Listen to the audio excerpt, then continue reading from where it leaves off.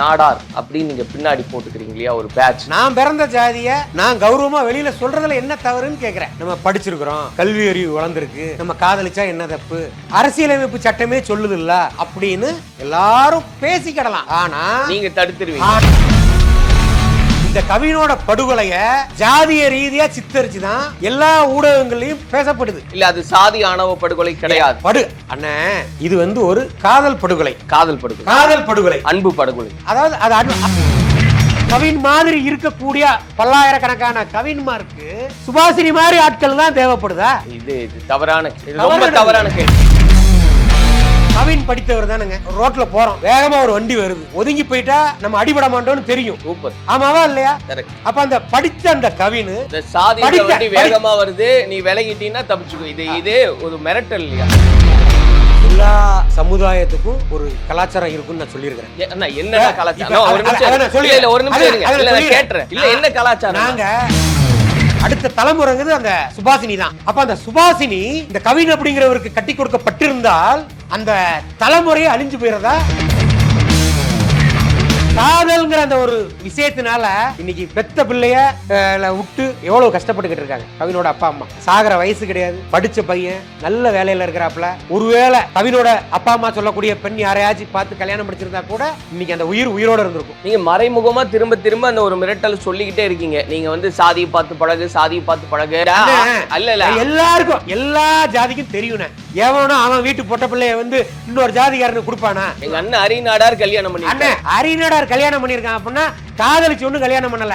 அரிநாடார் வந்து இறக்கப்பட்டேன், பாவப்பட்டேன், ஒரு அனாதைக்கு வாழ்க்கை கொடுக்கணும்னு நினைச்சேன். உங்களுடைய சமூகத்துல ஆதரவு இல்லாம நிக்கக்கூடியவங்க யாருமே இல்லையா? அவங்களுக்கு அரிநாடார் வாழ்க்கை கொடுத்திருக்கலாம் இல்லையா? அரிநாடார் இவ்வளவு பேசுறாரு. நீங்க இதை சொல்றீங்கல்ல, அனுபவ ரீதியா சொல்றேன். கேட்கணும்னா கேளுங்க. இல்ல விளையாட்டுக்கு காதல்ங்கிறதுல போவேன், இழுத்துட்டு வருவேன் அப்படின்னா சீரழிஞ்சு சின்ன வினமா போங்க. நல்லா இருங்கன்னு சொல்ல வேண்டியது. இப்ப நானே நல்லா இல்லைங்க, நானே நல்லா கெட்டு போங்க, நானே நல்லா மண்ணவாரி தூத்துறேன்.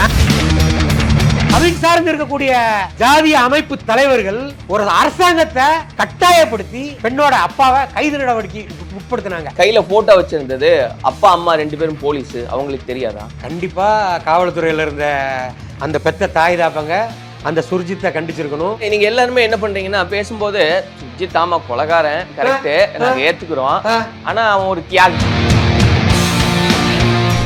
கலாட்டா நேயர்களுக்கு வணக்கம். நான் சரவண ராம்குமார். இன்று நம்மோடு ஹரிநாடார் அவர்கள் இணைஞ்சிருக்காரு. அவர்கிட்ட தான் பேசுறதா இருக்கும். பேசுவோம். அண்ணா வணக்கம். வணக்கம் அண்ணா. நேற்று இதே மாதிரி ஒரு சமூகம் சார்ந்த ஒரு நண்பரோட ஒரு பேட்டியில பேசும்போது பேர் இருக்கு, பின்னாடி இருக்கக்கூடிய அந்த சாதி அப்படின்ற அந்த அடைமொழி வச்சிருக்கீங்க அப்படின்றது கேட்டே ஆரம்பிச்சோம். வந்து இப்போ நான் அதையும் உங்ககிட்டே கேட்டு ஆரம்பிக்கணும்னு நினைக்கிறேன்.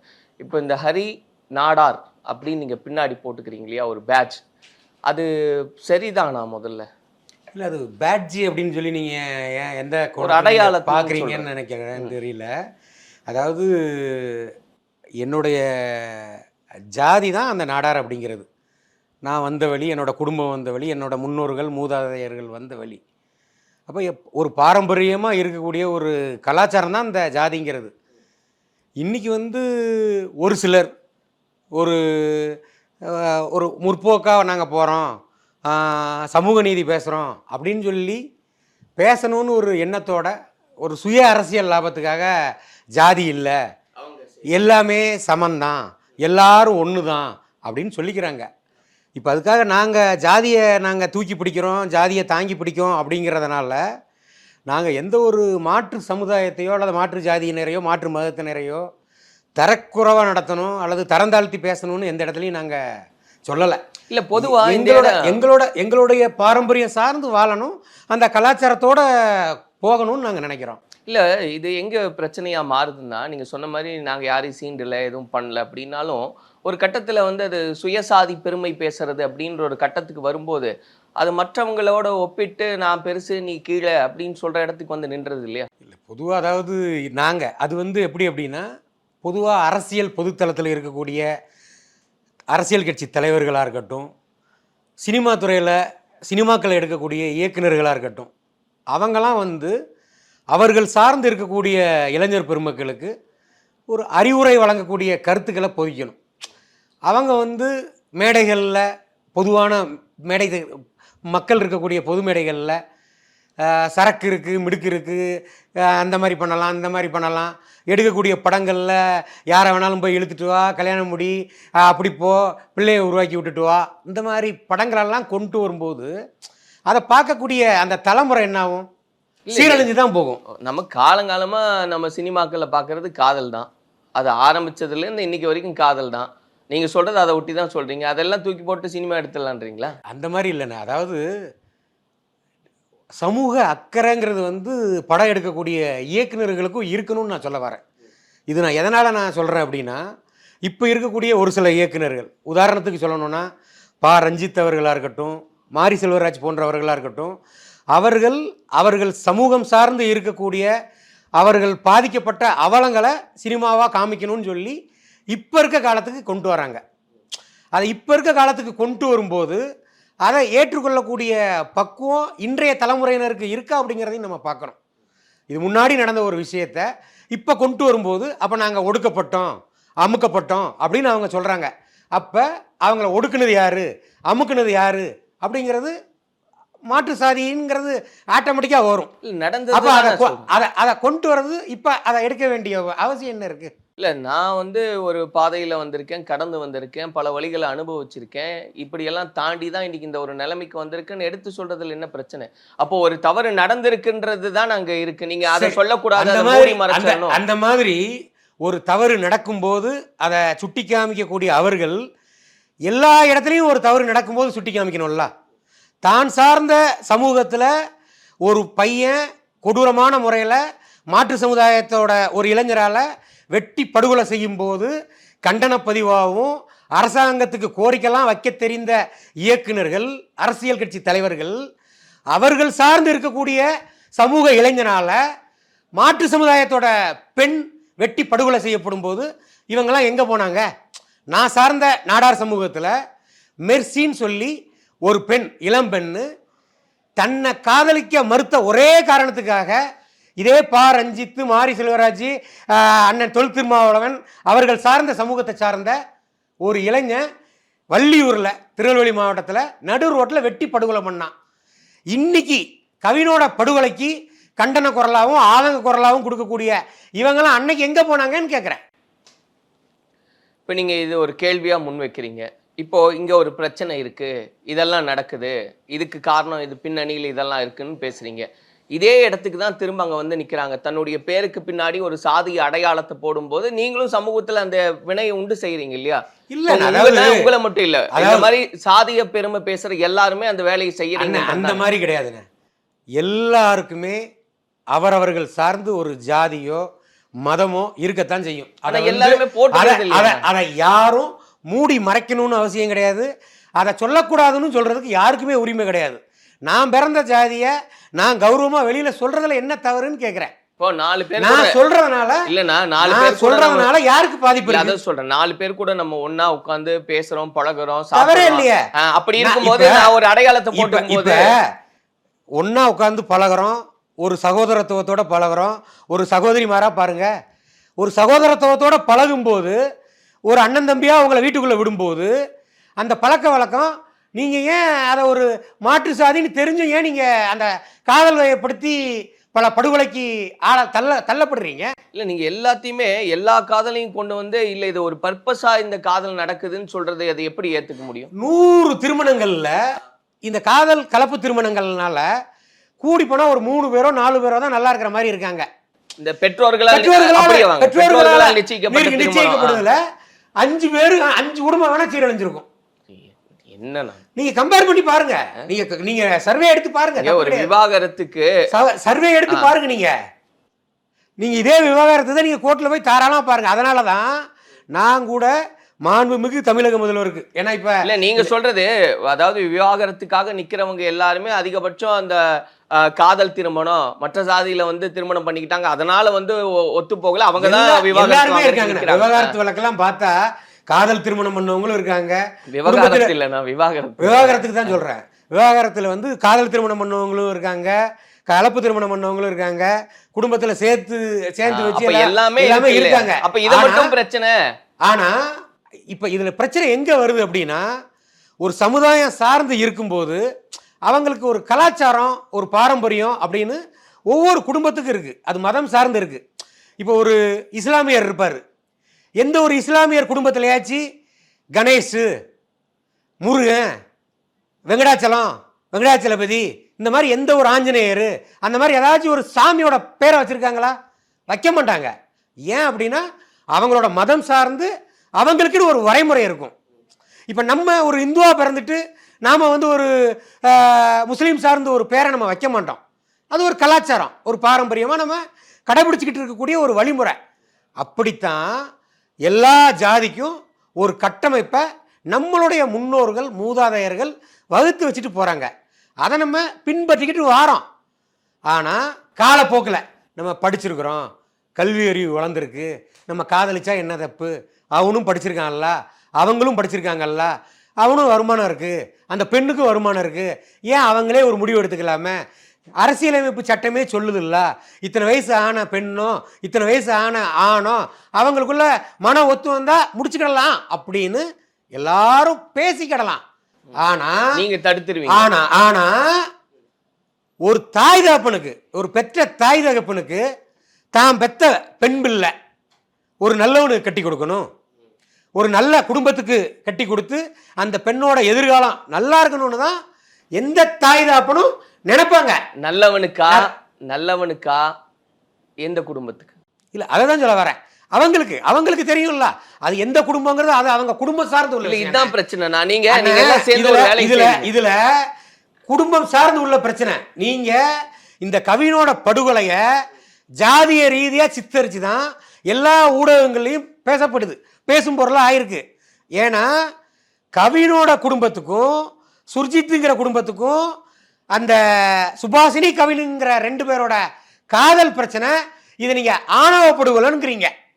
கவினோட படுகொலை ஆணவ படுகொலை அப்படின்னா கவின் சார்ந்து இருக்கக்கூடிய சமூகத்தில் உள்ள ஒரு இளைஞன் அருந்ததியர் வீட்டில் உள்ள ஒரு பெண்ணை வெட்டி படுகொலை செய்யும் போதோ, அருந்ததியர் வீட்டில் உள்ள பெண்ணை ஆணை வெட்டி படுகொலை செய்யும் போதோ, அல்லது பறையர் வகுப்பை சார்ந்து இருக்கக்கூடிய ஆணையோ பெண்ணையோ வெட்டும் போது ஆணவ படுகொலைன்னு சொல்லி ஏன் சமூக ஊடகங்கள் மறுக்குது? இன்னைக்கு கவினோட படுகொலைக்கு நியாயம் அப்படின்னு சொல்லி தர்மம் நீதி வேணும்னு சொல்லக்கூடிய சமூக போராளிகள்லாம் அன்னைக்கு ஏன் பேச மறுக்கிறாங்கிறது தான் என்னோட கேள்வியா வைக்கிறேன். சரி, இப்போ கவின் அவர்கள் படுகொலை செய்யப்பட்டது சாதி படுகொலையை நான் நியாயப்படுத்தல. இல்ல, அது சாதி ஆணவ படுகொலை கிடையாது. அண்ணே, இது வந்து ஒரு காதல் படுகொலை. காதல் படுகொலை, அன்பு படுகொலை. அதாவது அது அவங்க அன்புன்னு தானே சொல்றாங்க. ஒரு 2 குடும்ப பிரச்சனை, அவங்க லவ் பண்ணாத அன்பு. இது 2 குடும்ப பிரச்சனையா ஜாதி பிரச்சனையா? நீங்களே சொல்லுங்க. சுர்ஜித்துங்கிறவரோட அக்காவை கவின் லவ் பண்றாரு.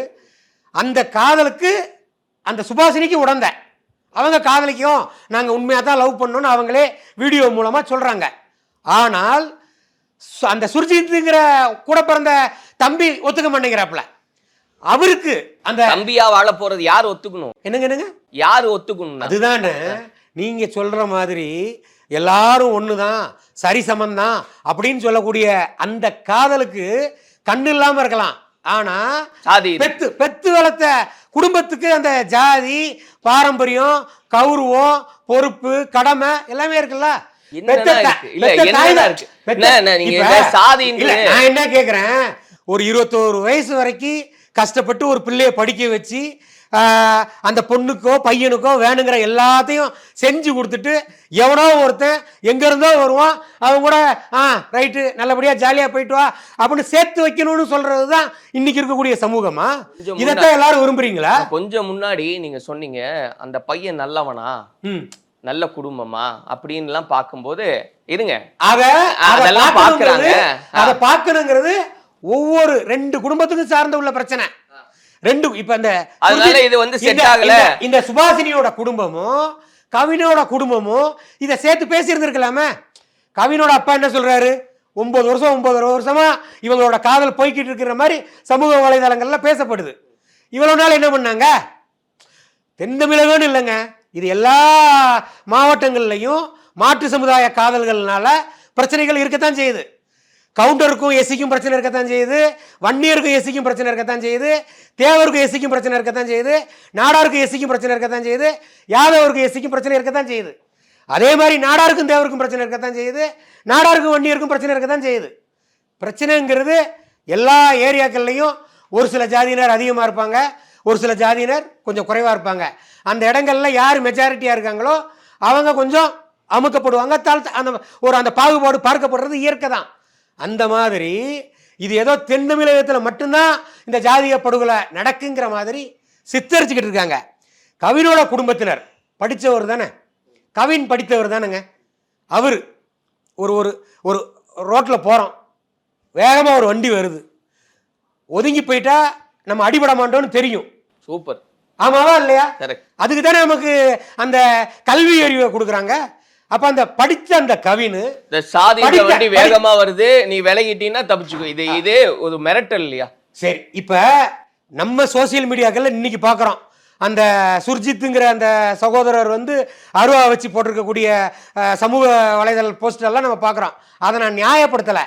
அதே நேரத்தில் அவரோட காதலியோட கூட பிறந்த தம்பி, அப்போ அவரோட சமூக வலைதள போஸ்டர் எல்லாத்தையுமே இவர் கவின் பார்த்துருப்பார்ல.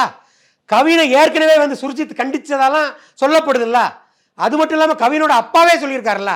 அப்போ ஒருவேளை அந்த படித்த அந்த கவின் தான் பெத்த தகப்பன் சொல்லக்கூடிய வார்த்தையை கேட்டிருந்தாலோ, அல்லது அந்த பெண்ணோட சகோதரர் சொல்றத கேட்டிருந்தால் கூட, அல்லது அந்த சுபாஷினிட்ட பேசி ஒரு சுமூகமான ஒரு முடிவு எடுத்திருந்தா கூட இந்த படுகொலை தடுக்கப்பட்டிருக்கலாம்னு தான் நான் சொல்ல வரேன். இல்லை, அதுதான் நீங்கள் சொல்கிறது வந்து திரும்ப திரும்ப வந்து அந்த பையன் வந்து பேசி இருந்திருக்கணும். ஏற்கனவே அவன் இன்ஸ்டாகிராம்ல எல்லாம் போட்டிருக்கான். அதனால் பயந்துக்கிட்டு வேண்டாம், நீங்கள் இந்த சாதி அடுக்கில் நீங்கள் மேலே இருக்கீங்க, நான் கீழே இருக்கேன், வேண்டாம், நம்ம சமரசமாக போய்க்கலாம். இப்போ நீங்கள் வந்து சொன்ன மாதிரி அப்போ வந்து நல்ல பையனான்னு பார்க்க அவசியம் இல்லை, அவன் நல்லா சம்பாதிக்கிறான்னு பார்க்க வேண்டிய அவசியம் இல்லை. இல்ல நம்ம நம்புறோம்னா நீங்க எல்லாரும் சேர்ந்து ஒரு நம்பிக்கை உடைக்கிறீங்க. நான் என்ன சொல்றேன் அப்படின்னா, புதுசா ஒரு அரசியல் அமைப்பு சட்டத்தை கொண்டு வந்துட வேண்டியதானே. 18 வயசு 21 வயசுக்கு அப்புறம் பிள்ளைக்கும் தாப்பனுக்குமே உறவு முறையே வேண்டான்னு சொல்லிட வேண்டியதானே. உறவு முறையே வேண்டான்னு சொல்லிட வேண்டியதானே. எந்த தாய் தாப்பனும் பெத்த பிள்ளை எங்கிட்டு வேணாலும் போட்டு விட்டுருவாங்களா? அந்த மாதிரி சட்டத்தை கொண்டு வந்துட வேண்டியதானே. அப்ப பெத்த தாய் தாப்பனுக்கு ஒரு பொறுப்பு இருக்காதா, கடமை இருக்காதா? தான் பிள்ளை நல்லா இருக்கணும்னு நினைக்க கூடாதா? எத்தனை குடும்பம் இன்னைக்கு பொட்ட பிள்ளைய காதலுங்கிற பேர்ல ஏமாத்திட்டு வயிற்றுல பிள்ளைய கொடுத்துட்டு எத்தனை பெண் பிள்ளைகள் நடுத்தருவில் நின்றுக்கிட்டு இருக்காங்க தெரியுமா? எவ்வளவு பேர் கஷ்டப்பட்டுக்கிட்டு இருக்காங்க தெரியுமா? எவ்வளவு பேர்? நீங்களே சர்வே எடுத்து பாருங்க. நான் உங்களுக்கு சர்வே லிஸ்ட் நான் அனுப்பி தரேன். அனுப்புங்க, கண்டிப்பா அனுப்பி தரேன். அதையும் நம்ம பேசலாம். கண்டிப்பா நீங்க அது எல்லாமே பேசப்பட வேண்டிய விஷயம் தான், அது மாற்று கருத்து கிடையாது. நீங்க சொல்றீங்கன்னா அது என்ன ரேஷியோ, நிஜமாவே என்ன நடக்குது? பொதுத்தலங்கள்ல அரிநாடார் என்னமோ காதலுக்கு விரோதம் பண்ற மாதிரியோ காதலுக்கு விரோதி மாதிரி எல்லாம் சித்தரிக்கப்பட்டுக்கிட்டு இருக்காங்க.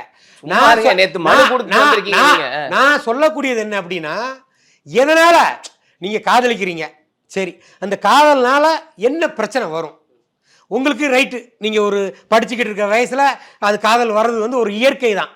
ஆனால் வாழ்க்கையில் அந்த காதலோட அடுத்த கட்டம் என்ன? அப்போ இதை வந்து ஒரு குடும்பமாக 2 குடும்பமாக பேசி உங்கள் குடும்பத்துக்கும் அந்த குடும்பத்துக்கும் ஒத்து வந்துட்டா பிரச்சனை இல்லையே. சரி, இல்ல வராதுங்கிறதுனால தானே இந்த படுகொலை. இல்ல, ஒத்து வராதுன்றது யார் கட்டமைக்கிறது? இப்போ இல்ல அந்த குடும்பம் இல்ல, அந்த குடும்பம் இல்ல, அதை தான் சொல்றேன். நேத்து இந்த இதே மாதிரி ஒரு விவாதத்துல என்ன பேசிக்கிட்டு இருந்தோம்னா, இந்த நம்ம குடும்பத்துல வந்து என்ன இப்படி ஆயிடுச்சு, நம்ம குடும்பத்துல என்ன இப்படி ஆயிடுச்சு, நமக்கு வந்து ஒரு இழுக்கு வந்துருச்சு அப்படின்னு பேசுறதுக்கு ஒரு 4 பேர் இருக்காங்க இல்லையா, ஒரு சமுதாயத்திலயும். இந்த 4 பேர்னாலதான் அவங்களுக்கு தலைகுனிவே தவிர மத்தவங்க எல்லாம் அது பெருசா பொருட்படுத்த மாட்டாங்க. நீங்க சொல்லி சொல்லி ஊதி பெருசாக்கி அந்த குடும்பத்துல பிரச்சனை வர வச்சுட்டு அவங்கள வந்து தலைகுனிவை உண்டு பண்ணிட்டு கடைசியில பாத்தியா எப்படி ஆயிப்போச்சு அப்படின்னு கேக்குறீங்க. அதாவதுன்னு எல்லா சமுதாயத்துக்கும் ஒரு கலாச்சாரம் இருக்குன்னு நான் சொல்லியிருக்கிறேன். என்ன கலாச்சாரம்? ஒரு நிமிஷம் இருங்க. இல்ல நான் கேட்றேன். இல்ல நான் கேட்றேன். இல்ல நான் கேட்க சொல்லிடுறேன். இப்ப இல்ல என்ன கலாச்சாரம்? நாங்க இப்ப அக்கா பொண்ண திருமணம் பண்ண மாட்டோம்னு எங்க இதுல நாங்க கடைபிடிச்சிட்டு வருவோம். அக்கா பொண்ணு அந்த மாதிரி பண்ணக்கூடாதும்பாங்க. அந்த மாதிரி ஒரு சில உறவு முறைக்குள்ள பெண் கொடுக்கல் எடுக்கல் அந்த மாதிரி இருக்காது. அந்த மாதிரி இந்த சுர்ஜித் இருக்கிறார் இல்லையா, அவர் சார்ந்த அந்த மறவர் சமூகத்துல வந்து கிளைகள் உண்டு. அந்த கிளைகளில் எப்படி அப்படின்னா, அந்த தாய் வழி உறவு முறை தான் வந்து அடுத்தடுத்த ஜெனரேஷனுக்கு கொண்டு போகும். சரியா? அப்போ அந்த தாய் வழி உறவு அப்படிங்கிறது வந்து அவங்க குடும்பத்தை பொறுத்த மட்டும் அடுத்த தலைமுறைங்கிறது அந்த சுபாஷினி தான். அப்ப அந்த சுபாசினி இந்த கவின் அப்படிங்கிறவருக்கு கட்டி கொடுக்கப்பட்டிருந்தால் அந்த தலைமுறையை அழிஞ்சு போயிறதா அவங்க சமூகம் பார்க்குது. அதுதான் உண்மை. இதை நீங்க ஏத்துக்கிடலனாலும் நிதர்சன உண்மை அதுதான். அந்த பாரம்பரியமா வந்துகிட்டு இருக்கக்கூடிய அந்த கிளை அதோட நின்றுது.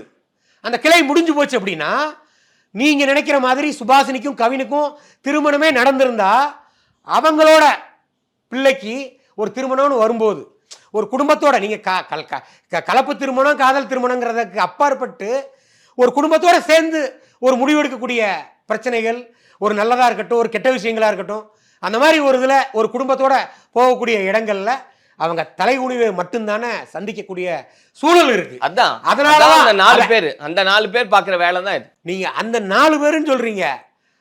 இருக்கக்கூடிய எல்லா சமூகத்திலையும் 4 பேருன்னு இல்லைண்ணே, ஒரு குடும்பத்துல 4 பேர் இருக்காங்க. அந்த 4 பேரும் அந்த சமூக அறிவையும் அந்த சமுதாய சிந்தனையும் ப்ராப்பரா நீங்க சொல்லி கைடு பண்ணி வளர்த்துட்டாலே இந்த மாதிரி ஒரு விஷயங்கள் நடக்காது இல்ல. நம்ம இந்த சாதி நம்ம வேற சாதி பார்க்க கூடாது, இந்த மாதிரி எல்லாம் இருக்க கூடாது. இப்ப கவின் அவங்க குடும்பத்துல எப்பா நம்மளோட சமுதாயம் இந்த மாதிரி எல்லாருக்கும் ஒரு சில கட்டுப்பாடு, ஒரு சில வரைமுறைகள் இருக்கத்தான் செய்து. யாரு வகுத்தா அப்படிங்கிறது தெரியாது. ஆனா இருக்கா இல்லையா? இருக்குதா இல்லையா? இப்ப புதுசா ஒரு சட்டத்தை கொண்டு வராங்கன்னு வைங்க. இப்ப இருக்கக்கூடிய தலைமுறையில புதுசா அரசாங்கம் ஒரு சட்டத்தை கொண்டு வராங்க அப்படின்னா அதை நாம எதிர்க்கலாம். நாம இருக்கோம், நாம வாழ்ந்துகிட்டு இருக்கோம், நாம போராடலாம், எதிர்க்கலாம். ஆனா நம்மளுடைய முன்னோர்கள் மூதாதையர்கள் கொண்டு வந்ததை நீங்க மாத்துங்கிறீங்க. ஆமாவா இல்லையா? அப்ப இதுக்கு முன்னாடி இல்ல அதெல்லாம் சமரசம் ஆகிற அந்த தன்மையை ஏத்துக்குங்கன்னு சொல்றது. எல்லாரும் சமரசமா தான் இருந்துகிட்டு இருக்காங்க. எல்லா ஜாதியினரும் எல்லா மதத்தினரும் சகோதரத்துவத்தோட தான் பழகிக்கிட்டு இருக்காங்க. யாரும் வேற்றுமை எல்லாம் பண்ணல. 100 இடங்கள்ல ஒரு சில இடங்கள்ல விரல் விட்டு என்னலாம் அந்த மாதிரி இடங்கள்ல வேணா நீங்க சொல்லக்கூடிய ஒரு ஒரு ஜாதி ரீதியா உள்ள ஒரு சில விஷயங்கள் நடக்கலாம். அதுவும் கூட மாறணும். அதை மாறக்கூடாதுன்னு நான் சொல்லல. அறிஞர் நடக்கலாம் இல்ல நடக்குது, அதான் பிரச்சனை இல்ல. அதுக்கு கூட தீர்வு காணட்டும், அதுக்கு வழிமுறைகள் இருக்கு. ஆனா உங்க சமூகத்துக்குன்னு இருக்கக்கூடிய ஒரு சில அந்த கட்டமைப்பெல்லாம் உடைச்சிட்டு நீங்க ஏன் சரி இந்த கவின் இருக்கிறார், அவர் ஒரு படித்த ஆளு தானே, இந்த சுபாசினியும் படிச்சிருக்காங்க, இந்த கவினுக்கு வந்த காதல் அல்லது இந்த கவின் மாதிரி இருக்கக்கூடிய பல்லாயிரக்கணக்கான கவின்மாருக்கு சுபாசினி மாதிரி ஆட்கள் தான் தேவைப்படுதா? இது தவறான கேள்வி. இது ரொம்ப தவறான கேள்வி. ஏன்னா இருங்க அவங்க சின்ன வயசுல இருந்து ஒன்னா படிக்கிறாங்க. சரி சரியா? அதுக்கப்புறம் அவங்க வேலைக்கு போற பக்குவத்துக்கு வராங்க, ஒரு புரிதலோட பழகிட்டு இருக்காங்க. நீங்க சாதின்னு ஒண்ணு சொல்றீங்க இல்லையா? இந்த சாதின்னா என்னன்னு தெரியாது. இந்த சாதின்றது என்னன்னு தெரியாம இருக்கிற சமயத்துல காதலிச்சிருக்காங்கிறீங்க. அந்த பெண்மணியே சொல்றாங்க 6 மாசம் கால அவகாசம் கேட்கிறாருன்னு சொல்லியிருக்காங்களா இல்லையா? என்னங்க எதுக்கு கால அவகாசம் கேக்குறாங்க? அவர் கவினோட அப்பாவே சொல்றாரு, நாங்க அவங்க குடும்பத்தெல்லாம் விட நாங்க எல்லா வகையிலையும் இதா இருக்கவங்கன்னு சொல்றாங்க. எதுக்கு அப்ப கால அவகாசம்? கவின் ஏன் வெட்டி படுகொலை செய்யப்படுறாரு? இதெல்லாம் காவல்துறை உண்மையிலேயே சிறப்பான முறையில விசாரிச்சுக்கிட்டு இருக்காங்க. உண்மையான தகவல் அங்க அவர்கள் சார்ந்து, அதாவது அந்த சுர்ஜித் சார்ந்து இருக்கக்கூடிய சமூகத்துல சொல்லப்படக்கூடியது என்ன அப்படின்னா, இந்த கவினுங்கிறவர் அந்த சுபாசினிங்கிற அவங்களோட எடுத்திருக்கக்கூடிய ஒரு சில புகைப்படங்கள் வீடியோக்களை பொதுத்தலங்களில் நான் வெளியில் விட்டுருவேன். அது மட்டும் இல்லாமல் அந்த திருமணத்துக்கு கால அவகாசம் கேட்டு ஏதோ மறுத்ததாகவும் அதோட விளைவாக தான் கவின் அந்த ஒரு முடிவை எடுத்ததா நம்ம சுர்ஜித் அந்த முடிவை எடுத்ததா சொல்லப்படுது. ஆனால் அது காவல்துறையோட விசாரணையில் தான் தெரிய வரும். ஆனால் என்னோட கருத்தில் நான் என்ன சொல்கிறேன் அப்படின்னா, சுர்ஜித்து அந்த அவரோட கூட பிறந்த அக்காவோட காதலை ஏற்காம அந்த படுகொலையை நிகழ்த்தினார். அந்த படுகொலையை நியாயப்படுத்தல. ஆனா அந்த பெண்ணே சொல்லுது, எங்க அப்பாவுக்கு தெரியாது, அம்மாவுக்கு தெரியாது, இந்த காதல் விவகாரம் தெரியாதுன்னு. ஆனா இந்த கவின் சார்ந்து இருக்கக்கூடிய ஜாதிய அமைப்பு தலைவர்கள் கட்டாயப்படுத்தி, ஒரு அரசாங்கத்தை கட்டாயப்படுத்தி, காவல் அதிகாரிகளை கட்டாயப்படுத்தி அந்த பெண்ணோட அப்பாவை கைது நடவடிக்கை உட்படுத்தினாங்க. அதான் உண்மையா கண்டனத்துக்குரியது. ஏன் அப்படின்னா, ஒரு படுகொலைய ஒருத்தங்க செஞ்சாங்க அல்லது அதுக்கு தூண்டுதலா இருந்தாங்க அப்படின்னா உண்மையிலேயே அந்த கைது நடவடிக்கை தேவைதான். சம்பந்தமே இல்லாதால அந்த பிள்ளை அவன் தப்பு அப்படிப்பட்ட ஒரு தப்பானவனை பெத்துட்டான் அதனால அவனையும் கைது பண்ணுன்னு சொல்லக்கூடிய அந்த ஜாதிய தலைவர்கள் கவின் வந்து இன்னொரு ஜாதி பெண்ண லவ் பண்றான்னு தெரியுதுல்ல, அப்ப அவங்க அப்பா அம்மாவுக்கும் அந்த காதல் தெரியுதுல்ல, அப்ப கவினோட அப்பா அம்மாவையும் கைது பண்ண வேண்டியதானே.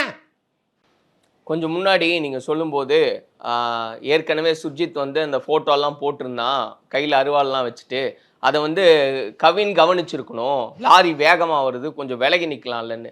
கையில போட்டோ வச்சிருந்தது அப்பா அம்மா 2 பேரும் போலீஸ், அவங்களுக்கு தெரியாதா? கண்டிப்பா காவல்துறையில இருந்த அந்த பெத்த தாய் தாப்பங்க அந்த சுர்ஜித்தை கண்டிச்சிருக்கணும். ஒருவேளை பெத்த தாய் தாப்பனே கவனிக்க தவிர்ந்திருந்தா கூட காவல்துறை கவனிச்சிருக்கணும். திருநெல்வேலி மாவட்ட காவல்துறை கவனிச்சிருந்திருக்கணும். அவர் வேலை வழக்கு பதிவு செய்து அப்பவே சுர்ஜித்தை சிறையில போட்டிருந்தா இந்த படுகொலை கூட தடுக்கப்படாது. நீங்க எல்லாருமே என்ன பண்றீங்கன்னா, பேசும்போது சுர்ஜித் ஆமா கொலைகாரன் கரெக்ட் நாங்க ஏத்துக்கிறோம், ஆனா அவன் ஒரு தியாகி. நான் அவரை தியாகின்னு நான் சொல்ல வரலங்க. நான் அவரை தியாகி இல்ல, இன்டைரக்டா அப்படி பூசி முழுகுறீங்களா? அதாவது பெத்த தாய்க்கும் தகப்பனுக்கும் தான் தெரியும் தான் பிள்ளை சீரழிய கூடாது, தன்னோட பிள்ளை கஷ்டப்படக்கூடாதுங்கிறது. புரியுதுங்களா? எல்லாரோட குடும்பத்திலையும் இன்னைக்கு கவின் அந்த சுபாஷினிய திருமணம் முடிஞ்சு நல்லா இருந்துட்டு அவங்க குடும்பம் சந்தோஷப்பட்டிருக்கும். இன்னைக்கு அந்த ஒரு காதல்ங்கிற அந்த ஒரு விஷயத்தினால இன்னைக்கு பெத்த பிள்ளைய உண்மையிலே படுகொலைய விட்டு எவ்வளவு கஷ்டப்பட்டுக்கிட்டு இருக்காங்க. கவினோட அப்பா அம்மா சாகிற வயசு கிடையாது, படித்த பையன் நல்ல வேலையில் இருக்கிறாப்புல, படித்த பையன் அந்த காதல் வயப்படாம ஒருவேளை கவினோட அப்பா அம்மா சொல்லக்கூடிய பெண் யாரையாச்சும் பார்த்து கல்யாணம் முடிச்சிருந்தா கூட இன்னைக்கு அந்த உயிரோட இருந்திருக்கும். நீங்க மறைமுகமா திரும்ப திரும்ப அந்த ஒரு மிரட்டல் சொல்லிக்கிட்டே இருக்கீங்க. நீங்க வந்து சாதியை பார்த்து பழகு, சாதியை பார்த்து பழகு, அப்படி எமோஷனலா கிரியேட் பண்ணீங்க. எல்லாருக்கும் எல்லா ஜாதிக்கும் தெரியும்ண்ணே. சும்மா வந்து பேசுறதுக்காக சொல்றவன் எவனோ அவன் வீட்டு பொட்ட பிள்ளைய வந்து இன்னொரு ஜாதிகாரனுக்கு கொடுப்பானா? சும்மா சோசியல் மீடியாக்கள்ல பேசுறவன் சொல்லிட்டு தெரியும். அண்ணன் அரிநாடார் கல்யாணம் பண்ணி அரிநாடார் கல்யாணம் பண்ணியிருக்கான் அப்படின்னா காதலிச்சு ஒன்றும் கல்யாணம் பண்ணல. அரிநாடார் வந்து இறக்கப்பட்டேன், பாவப்பட்டேன், ஒரு அனாதைக்கு வாழ்க்கை கொடுக்கணும்னு நினைச்சேன். அரிநாடார் வந்து ஒரு காதல் மயக்கத்திலேயோ ஒரு சின்சியரான காதல்ல போயிட்டு ஒன்றும் போய் பொண்ணு கேட்கல. அண்ணனுக்கு மட்டும் விதி விலக்கு இருக்கும் எல்லா இடத்துலயும். அண்ணன் அதைத்தான் நான் சொல்ல வரேன். இப்ப என்னோட கல்யாணம் நீங்க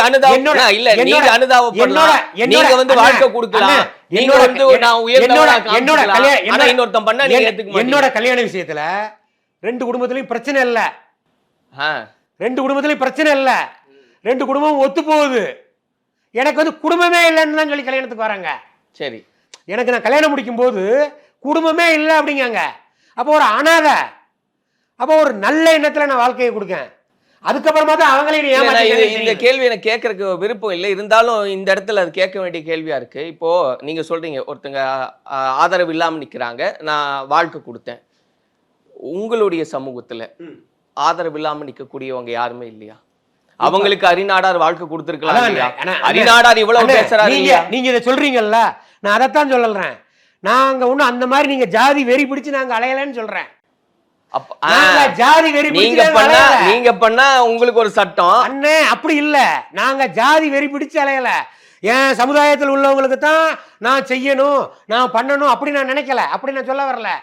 எல்லாரையும் நாங்க பொதுவா தான் நாங்க பாத்துக்கிட்டு இருக்கிறோம். நான் அந்த இடத்துல நான் ஜாதி பார்க்கலையே. இன்னைக்கு வரைக்கும் அவங்க எந்த ஜாதின்னு எனக்கு தெரியாது. நீங்க பாக்கல, உங்களுக்கு ஒரு சட்டம். ஆனா வேற ஒருத்தன் பண்ணணும்னா அவனை வந்து அவன் பார்க்கணும், அது வந்து ப்ராப்பரா இருக்கணும். நான் வந்து ரூல்ஸ் போடுவேன், நான் சேர மாட்டேன். அப்படி இல்லைண்ணே. அதாவது யாரா இருந்தாலும் இப்ப நான் வந்து ஒருவேளை ஒரு காதல் அப்படிங்கிற ஒரு விஷயத்துல விழுந்து காதலா இருந்து அந்த வீட்டுல அந்த பெற்றோர்கள் ஏத்துக்கலனாலும், இப்ப நான் பார்த்திருக்கக்கூடிய அந்த பெண்ணோட வீட்டுல சுர்ஜித் மாதிரி ஒரு அண்ணனோ தம்பியோ இருந்திருந்தா அரிநாடாருக்கும் கதை வேறதான். இல்லைன்னா நமக்குன்னு வரும்போது இப்படி மாத்திக்கலாம். எப்படி மாத்திக்கலாம்? அந்த மேம்போக்கா போய்க்கலாம். நம்ம குடும்ப பிரச்சனை ஆயிரும். இதே வெளியே வந்துட்டோம்னு வைங்களேன், இது சமூக பிரச்சனை ஆயிரும். கவினோட விஷயமே நான் குடும்ப பிரச்சனைன்னு தானே சொல்றேன். இது 2 குடும்பமும் சொல்றீங்க, அதுதான் தப்புன்னு எல்லாரும் பேசிட்டு இருக்காங்க. 2 குடும்பமும் பேசி முடிவு பண்ணிருக்கக்கூடிய விஷயம். இன்னைக்கு வெட்டி படுகொலை செய்ய வேண்டிய அவசியம் இல்ல. அதுதான் சொல்றேன். 2 குடும்பத்துக்கும் அவங்க சமுதாயம் சார்ந்து சம்பிரதாயங்கள் இருக்கு. அதை அவங்க குடும்பம் ஏத்துக்கிட்டா பிரச்சனை இல்லை, ஏத்துக்கிடாத போது இந்த மாதிரி பிரச்சனைகள் வரத்தான் செய்யும்னு சொல்றேன். நானே அதை அனுபவிச்சுக்கிட்டு இருக்கேன், அனுபவ ரீதியா நான் சொல்றேன். அண்ணன் பட்டுட்டேன்டா, நீங்க எல்லாம் பற்றாதீங்கடா அப்படின்னு ஒரு அன்போட ஹரிநாடார் அண்ணன் ஒரு கோரிக்கை வச்சாரு. அனுபவ ரீதியா சொல்றேன். கேட்கணும்னா கேளுங்க, இல்ல விளையாட்டுக்கு காதல்ங்கிறதுல போவேன் இழுத்துட்டு வருவேன் அப்படின்னா சீரழிஞ்சு சின்ன வினமா போங்க. நல்லா இருங்கன்னு சொல்ல வேண்டியது.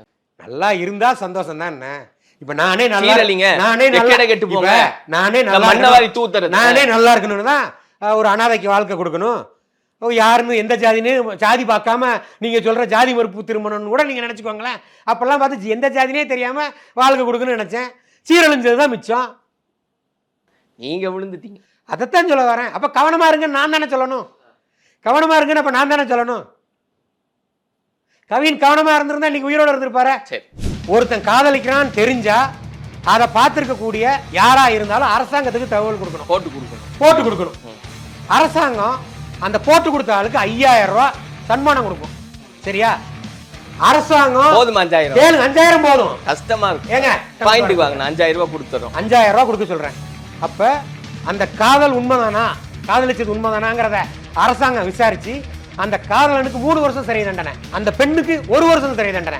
அப்ப என்னன்னா ஒரு பெண்ணுங்கிறதுனால நம்ம கொஞ்சம் 1 வருஷம் நம்ம ஒரு பெண்ணுக்கு ஒரு மரியாதை கொடுக்கறதுனால 1 வருஷம். அப்படி இருக்கும் பட்சத்துல காதலிக்க கூடிய எல்லாவனுக்கும் ஒரு பயம் இருக்கும்.